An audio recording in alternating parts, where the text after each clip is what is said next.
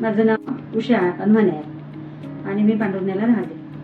मला ते त्रास झाला कमरेचा भरपूर. माझ्याने चालणं सुद्धा म्हणजे उभं राहणं नव्हतं होत काहीच. आणि बिलकुल चालू नव्हती शकत. खूप त्रास होता ना मला. बसू पण नव्हती शकत मी अशी. इकडे गेलो होतो आम्ही पहिले न्यूरॉन हॉस्पिटलमध्ये गेलो होतो. तिथे ऑपरेशन सांगितलं मला. मी काही ऑपरेशन केलं नाही. मग यांच्याकडेच ट्रीटमेंट घेतली. इथे आराम झाला मला. पेन किलर वगैरे काही घ्यायची गरज नाही पडली मला. काहीच औषध दुसरं काहीच औषध कोणतंच घेतलं नाही. मी फक्त सरांचं औषध घेतलं. मला बिलकुल विश्वासच नव्हता मी बरी होईल म्हणून लवकर आले. इतका त्रासच होता मला.